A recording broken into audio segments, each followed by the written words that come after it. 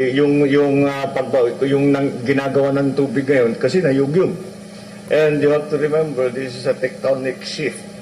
So yung sa ilalim niyan gumalaw talaga eh. Gumanya, so talaga magbabago yung coastal. But I don't think I think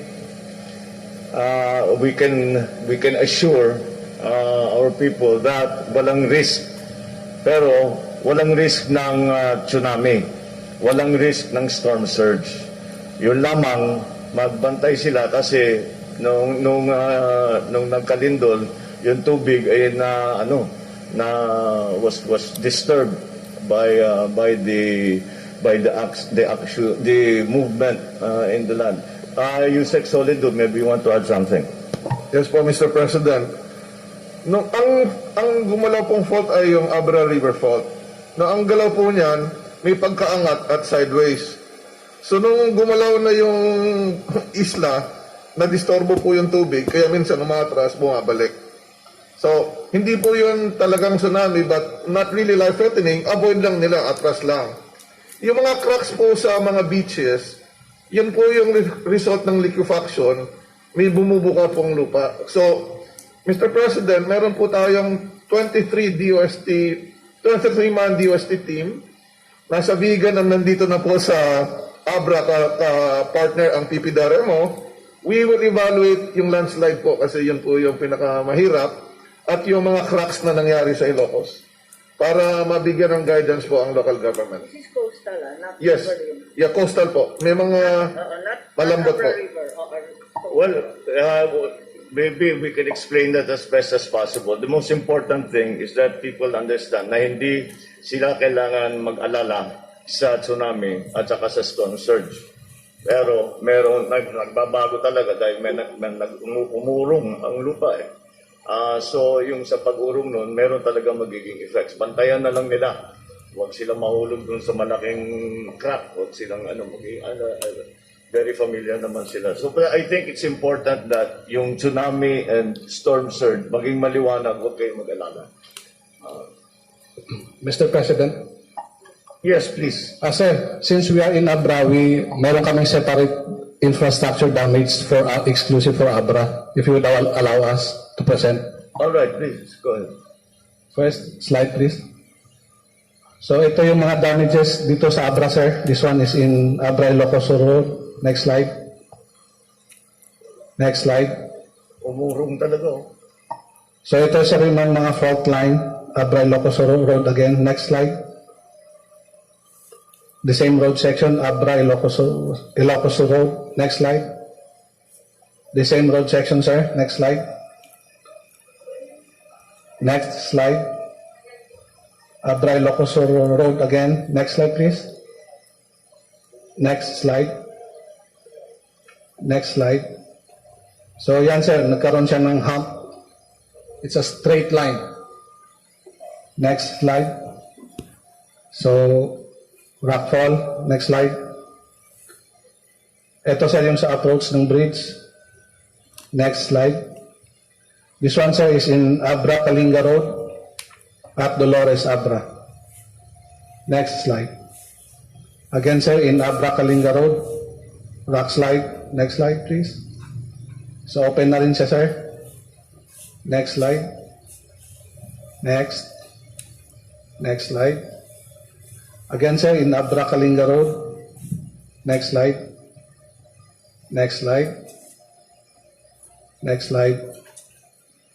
The same, sir, Abra Kalinga Road. Next slide.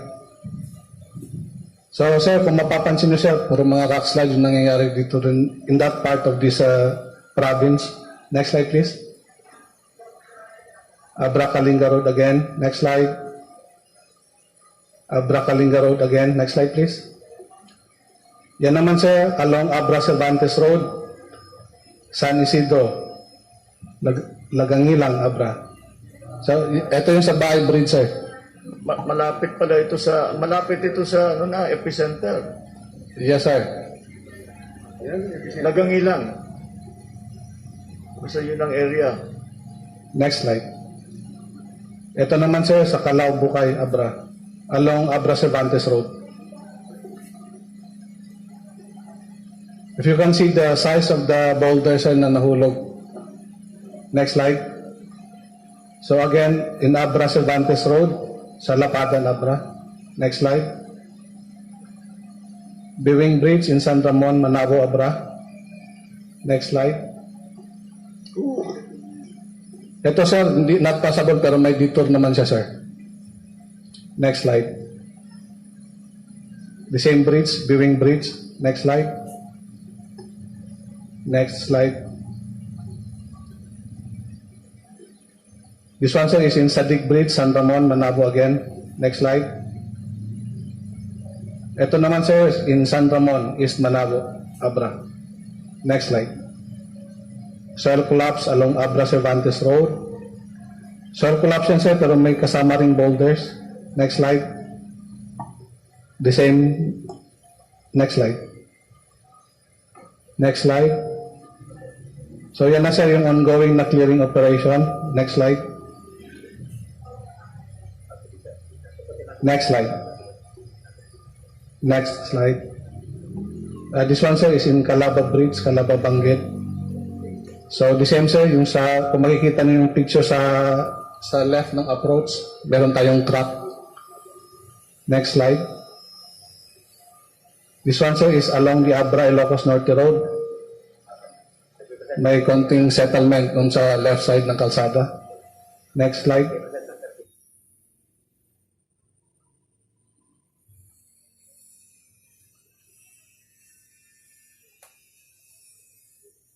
Norte Road. Next slide. The same road section, Abra Ilocos Norte Road. Next slide. The same section. Next slide, please. Abra Ilocos Norte Road again. Next slide. Another section along Abra Ilocos Norte, sir. So, just the same, you can see yung may intervention tayo, walang nangyaring slide, pero yung dito na wala pang intervention, may slides na nangyari. Next. So, next. So, again, sir, another section along Abra Ilocos Norte Road. Next slide. Ongoing clearing. Next slide. This another section along Abra Ilocos Norte Road, sir. Next slide. Next. So this one, sir, another section. So again, my settlement on the left side of the road. Next slide.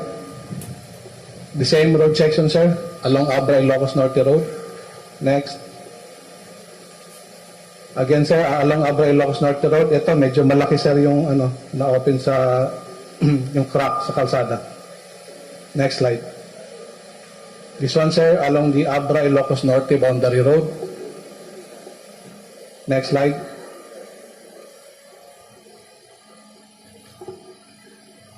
So, sir, that is just a few of the pictures that affected Abra.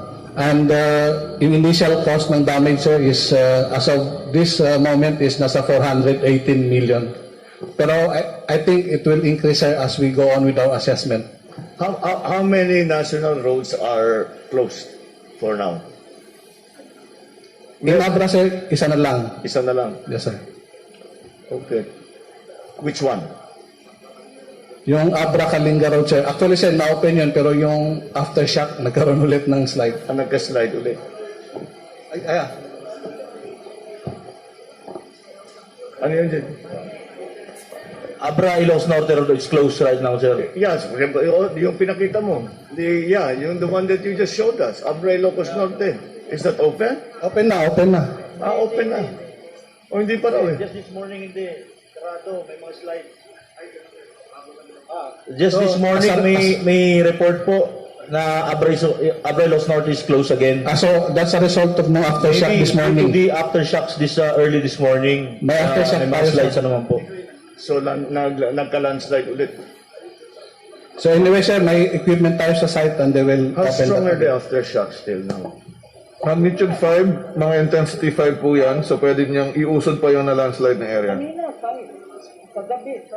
Malakas pa rin. Yes po. Oh, okay. So everybody be careful. Talaga we have to balik-balik. We just have to keep going back and clearing all of this. What about the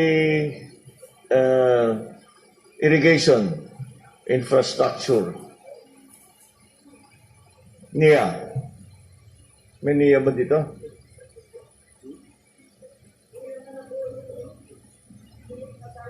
Yun ang inaalala ko eh. All right. Well, anyway, siguro mag-inspection. We will ask them to give us an assessment of what happened to the irrigation systems. All right. Wala namang peace and order problem. Hindi naman nag-agulo. Nothing like that.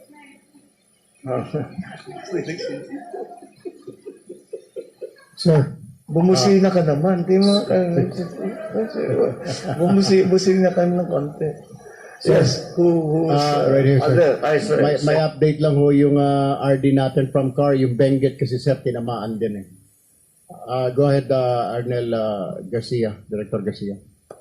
Mr. President, doon sa Benguet and also in ABRA na nabibigyan na natin ng mga food packs ang atin pong mga evacuation centers per order ni Secretary, and at the same time doon sa Benguet nabayaran na natin yung isang casualty natin.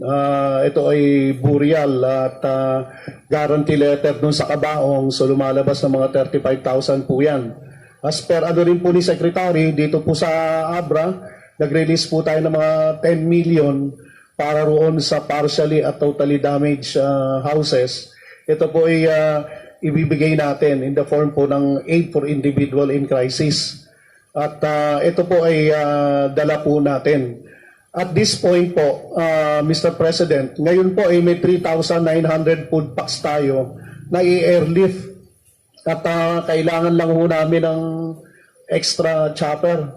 Kasi po, isa lang po. Ang nag-confirm po ay ang Dagyuman, Lacob, Bolinay, Bagdok, Luluba, Maliktong at saka Tubo for confirmation. Ito po yung mga area na mga outlying isolated area, sir, na meron ho tayo, iisa yung chopper. So nagre-request ako sa OCD na malagyan. At kung kinakailangan, while nagki-clear po yung local government, pwede na nating imano-mano. Pero ito po yung essential ngayon, itong first few ay kami, isang chopper lang po ang dala natin. I think yung mga asset natin, gamitin na natin. Kasi wala pang nakaabot doon. Wala pang nakapasok doon sa yung isolated na 7 towns. Wala pa ho.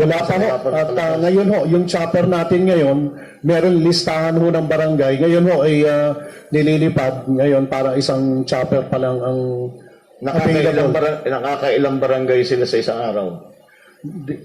Ang chopper, depende ho sa chopper capacity po yan. Iba yung yung Black chopper Hawk, na malaki. Ibang helicopter. Ibang Ano ba ang helicopter. capacity ng Black Hawk? Sige, let's hear from Sir, the... yes, sir. We have available helicopters right now, sir. The Northern Luzon Commander is here. I've given instructions already, sir. As presented to you yesterday, sir, we have a number of air assets. Kung Black Hawk, sir, we have 2. Then we have the Super UAs, 2 to 3. Then we have additional choppers coming. May naka-standby sa Metro Manila na pwede nating... Yeah, sir. Let's assure, sir, that I think the airlift of these relief packs will start today. Dadagdagan pa natin yan, sir. It will reach... All right. So, yung para we can say that we have reached every part of the affected area, not only ABRA, but even the other provinces. Yes, sir.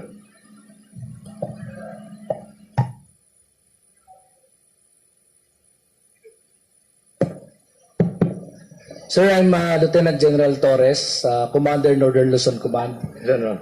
The General Headquarters allocated 10 aircrafts for the use of Northern Luzon, meaning covering the 3 regions, regions 1, 2, 3, and Cordillera Administrative Region. All of these choppers are distributed in Wallace, in Clark, in Camp Aquino, and actually 2 of those choppers are here with 24th Infantry Battalion at Lagangilang, ABRA. ready for use. Now, if there are some coordination that has to be made regarding the use of our transport, security, and search and rescue teams, we have standby. Right now, we have deployed over 100 of our personnel for direct search and rescue operations, and we have on standby about 500 for use of regions who need our services. Now, we have established also the HADR, or Humanitarian Assistance and Disaster Relief Monitoring and Coordinating Center at Camp Aquino. Representative from DSWD, OCD, DILG, and PNP are there. So should there be any other coordination like what was mentioned by our friend from DSWD CAR, it has to pass through us, and at the regional level, it could be channeled also through the division commander and the brigade commander. We are ready to support with whatever capability we have, Mr. President. Thank you. Thank you, General. So, siguro pati yung mga reserve, the ones you kept in reserve, maybe it's time to bring them here. Hindi naman, it won't be for, I'm hoping that it will be for a shorter time, as maybe a week. So, but we have to feed those people. And since walang nakakapasok, wala. Helicopter lang ang option natin. Yes, Sen. Yes, Mr. President, I think the report of General Torre as well as our Chief of Staff merely highlights the inefficiency of our system, that they have to brave the chain of command, they have to call on other departments, Secretary Tulfo has to come here, the President himself has to come here, merely underlies the urgency of empowering the NDRRMC. May I recommend, by way of yet another IMI solution, rather than full-scale department na mauubos lang ang budget sa sahod ng 5 USEC, sang katutak na ASEC, can we start by an NDRRMC authority or administration tulad ni Apo Lakay, yung BBM nag-umpisa bilang commission,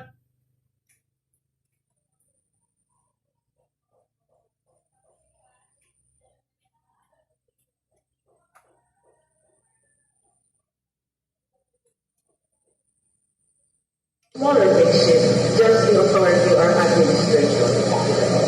We are siblings indeed. I fully agree. I did not ever understand the concept of a full department. I don't think it is that, because you don't really have to form policy. It is just an implementation of a rescue mission or search and rescue mission. There are many models, but the good model that I've seen is FEMA, FEMA, the in the US United model States. is, And that's only an adjunct of the Ministry of Interior yata yun, that's Department correct. of the Interior. In our case, perhaps just to prove the point, is simply to put it under the office of the President so that the orders can be issued to different departments because they're primo inter pares, right? So perhaps the best would be that situation under the office of the President, but a mere authority or administration so that we save on cost. Well, we should get that. The proposed bill written. The bill is filed The in the reason I know Senate that by myself. You have one? Yeah. Ah, all right. Mr. President, Speaker is right here.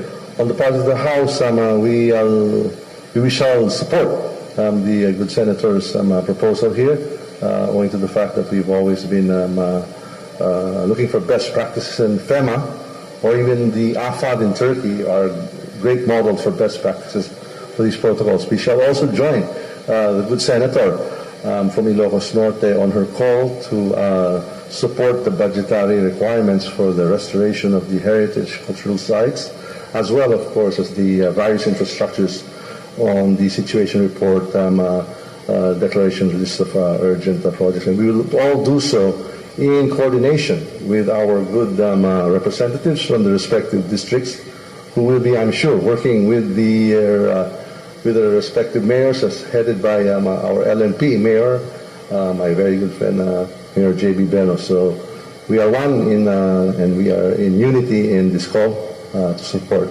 these policies that are being outlined today. Mr. President, thank you. Thank you, Mr. Speaker. Nakapag-legislate pa tayo. Yes, thank you very much. Apat yung turista sa Bantay Tower nasaktan eh. I've seen the, pero we have to get, I thought we still had to get it written. Because we have to disabuse ourselves of the whole idea of another whole department. Yeah. That kind of yes. Ang problema kasi sa House Department, iba talaga yung waray thinking sa Ilocano thinking. Yes, sir. Mr. President, we shall right size our legislation. Yes, sir. Sir, Mr. President, para lang ma-assure ang mga kababayan natin dito sa ABRA at sa CAR, ang ating pong kapulisyahan, no? In fact, ang search and rescue po ay 656 na kapulisyahan. Ang naka-standby o total of search and rescue on standby is 3,335. Ang ating reactionary standby support on standby is 2,429 at ang ating PNP personnel na nasa evacuation center ay 190. On top of this, gusto ko rin i-report, Mr. President, ng ating mga bombero, ang BFP ay nag-deploy ng 1,000 mga tao. Kumpleto po ito sa mga tools and accessories. Yung 25 na mga fire trucks na mga bago, pinagamit ko na po muna dito para magamit nyo po, ano?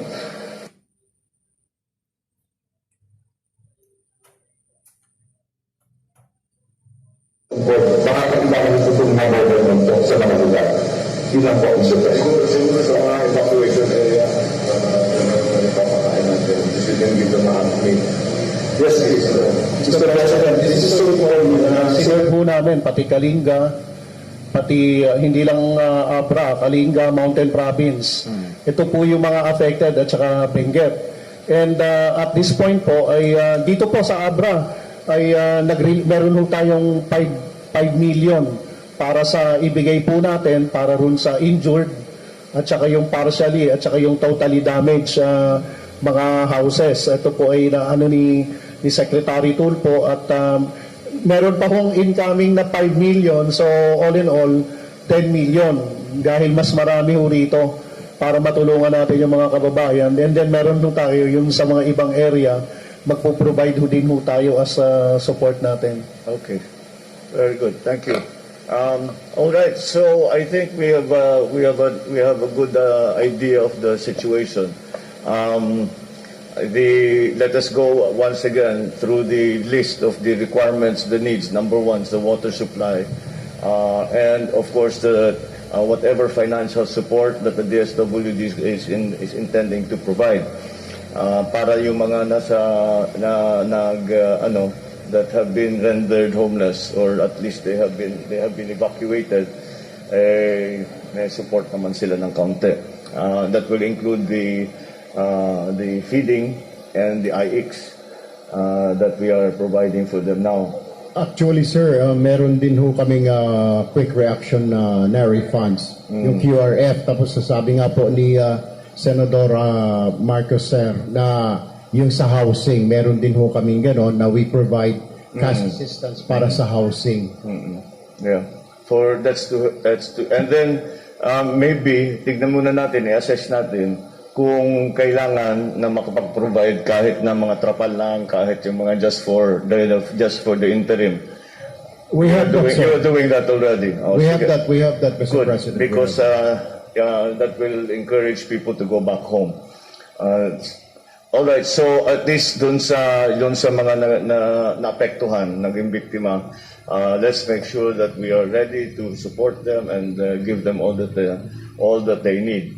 Ngayon sa infrastructure, of course, public works, paspas nyo yung ipaspas nyo yung pagbukas. Well, actually so far 85% nang nag-close na buksan nyo na.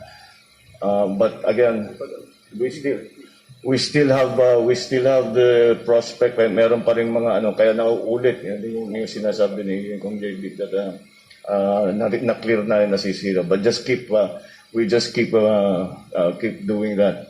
And then again, the coordination between you and with the civil engineers to do the inspections first of the public buildings. I think your priority will be, quite right, is the hospital. Uunahin natin, even before the government buildings, yung mga offices, yung mga ganun, unahin natin yung hospital.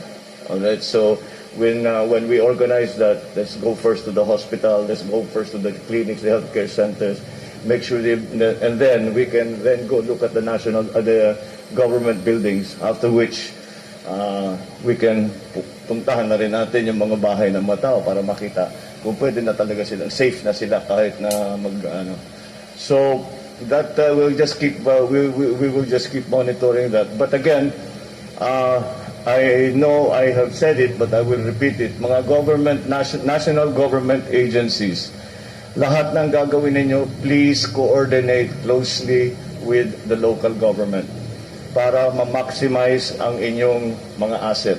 Hindi kayo nag-uulit, hindi kayo nagkukulang. You have a plan, you plan everything together. You listen to the local governments because tiga rito rin naman kayo. But you listen to the local governments kasi silang they are the ones who have the fundamental responsibility to bring this aid to our people, to those who have been hurt. Yan yung ating mga I know. I still say we. Sometimes I still say, kami sa local government. Hindi ko na matanggal sa ano ko yun eh. But yes, but those are the problems we experienced. O di ba? Pag government biglang papasok, hindi mo alam kung ano nangyayari, hindi nakikipag-coordinate. Sayang lang ang effort, it's not maximum. Well, okay. All right. So I think that we've covered as much as we can. We will continue to monitor, of course, especially yung mga areas na hindi pa natin na wala pa tayong balita for now, in terms of casualties, in terms of damage, etc., etc. But yung sa air assets ng DND, we will arrange na para hindi tayo masyadong nahihirapan at maiaabot na natin yung mga isolated areas o dagdagan natin. The DND has agreed to put another helicopter at the disposal of the distribution, the food, and at some point water distribution na gagawin. Okay, I think Mr. President? Yes, Mayor Bernos po. I'm speaking on behalf of the 27 mayors po, the 27 LGUs. I would like to take this opportunity na magpatulong po sa inyo na sana po palakasin natin yung disaster response ng mga LGUs. Usually po pag may lindol, nagkakaroon ng sunog, but luckily in ABRA hindi po nangyari yan. But for the information of everyone po, yung ABRA po, apat lang po yung nakatap condition na fire truck in the whole province of ABRA. According to the statistics from the Bureau of Fire, apat lang po yung fire truck. The rest po are dilapidated. Yung Bangged lang po, may fire truck sila na panahon pa po ng tatay ninyo na fire truck yun. That was 30-something years ago. So,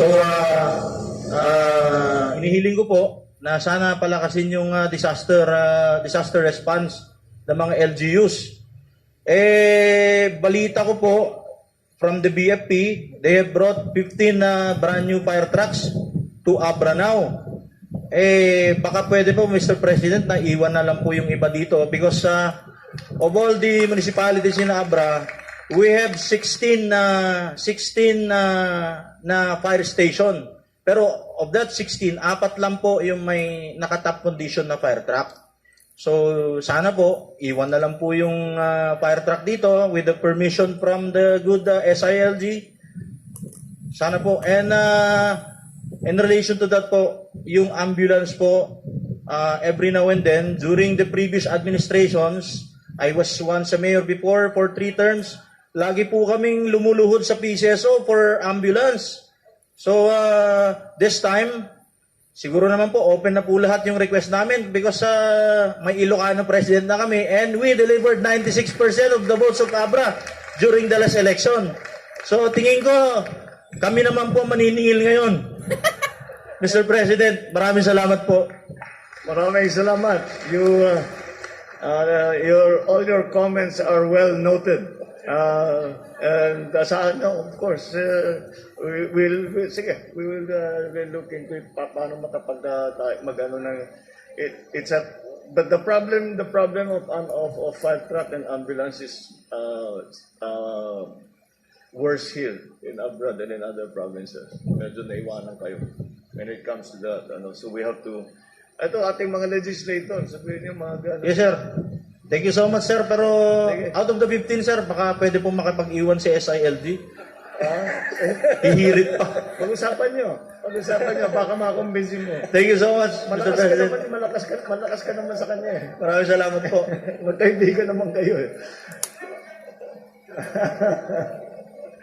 All right, so, okay, beyond the fire trucks and the ambulances, is there anything else that anyone would like to bring up? All right, thank you very much. Thank you and good morning. Thank you for all your help. Just pagmunay dagina, Mr. President, we Abrenians are blessed to have a caring president. This concludes our program. On behalf of the province of Abra, we would like to thank everyone for joining us today. Stay safe, everyone.